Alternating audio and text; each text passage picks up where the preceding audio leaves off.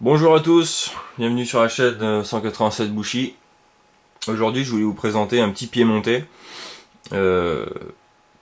qui ne m'a pas coûté très cher puisque je l'ai payé 20 euros, frais de port compris, pareil, même frais de port gratuit quoi, carrément.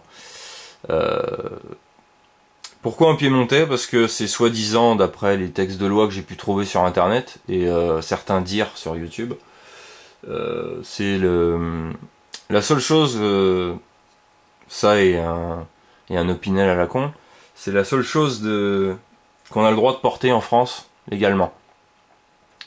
Parce qu'il n'y a pas de système de blocage de la lame, il n'y a pas de dispositif de blocage comme sur un cran d'arrêt, comme sur un frame lock ou un liner lock ou etc. Tous ces dispositifs là.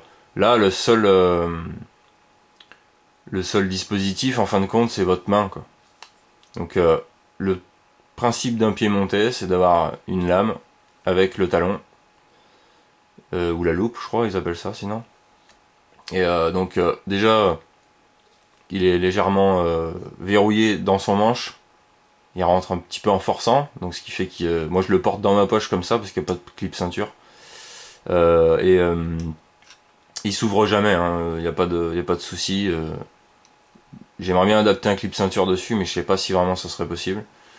Mais sinon il s'ouvre jamais, il est là dans le fond de la poche et vraiment faut forcer pour l'ouvrir, hein.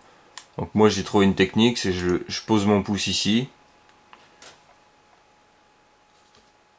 et je l'ouvre comme ça. Voilà. Donc après un coup déplié, le talon vient dans le manche et quand vous le tenez, non seulement votre main vient empêcher le talon de sortir, mais en plus les plaquettes qui sont en ABS viennent se compresser, puisque si vous le tenez vraiment, vous êtes en train de faire des travaux, vous êtes en train de travailler avec, ou même pour la self-défense, si vous le tenez vraiment serré, il y a deux verrouillages en fin de compte. Il y a les plaquettes qui se resserrent et il y a votre main qui vient tenir la lentille. C'est ça, c'est pas la loupe, c'est la lentille, ils appellent ça. Moi j'appelle ça le talon. Donc à faire très attention parce qu'il n'y a aucune sécurité, hein.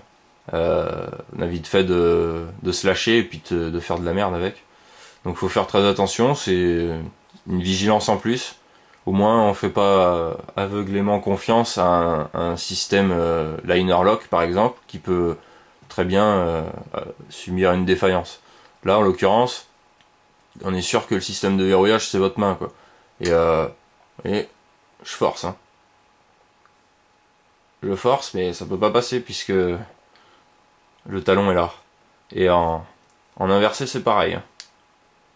Et si je le tiens vraiment bien, je peux forcer tout ce que je veux, ça bouge pas quoi. Ça bouge pas et c'est soi-disant légal. Donc je sais pas comment les forces de l'ordre vont réagir en voyant ça sur moi, mais moi ce que je sais c'est que selon les textes de loi que j'ai toujours sur moi, sur mon iPhone, sur le site que j'ai pu trouver, soi-disant c'est légal, c'est la seule arme blanche légale. Je sais même pas si du coup c'est appelé comme une arme blanche. J'ai acheté ça sur thebestknife.ue, non .eu pardon, thebestknife.eu. Il y a trois finitions. Il y a en noir plastique comme ça, il y a le même en rouge et il y a en bois. Donc moi j'ai préféré plastique par rapport au bois, j'aime pas trop, je sais jamais si ça pourrit ou quoi que ce soit, même si c'est traité, puis esthétiquement j'ai trouvé ça plus joli en noir. Donc après c'est personnel. Donc après on peut voir, c'est une lame haute teneur en carbone, j'en sais pas beaucoup plus. Ce que je sais c'est que c'est de fabrication néo-zélandaise. Si on peut voir, voilà, New Zealand Sword, Artung, donc avec la brute de forge. Donc c'est artisanal a priori, d'après le site. Et voilà. Donc un petit pied monté pour 20 euros, soi-disant légal, ça peut servir tous les jours. Moi je m'en sers comme outil principalement. Si je dois m'en servir en self-défense contre 10 loulous qui viennent se la mettre, j'aurai toujours ça en plus.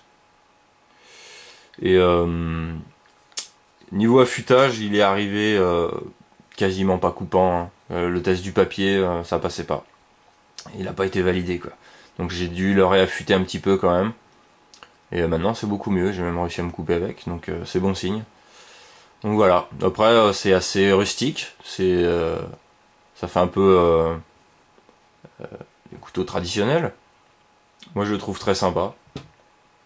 Et si les flics me l'enlèvent pas, c'est le principal. Parce que moi avoir un couteau genre Emerson ou Spyderco à 150 € et puis que les flics me l'enlèvent, même à 50 €, je veux dire, ça me ferait chier, quoi.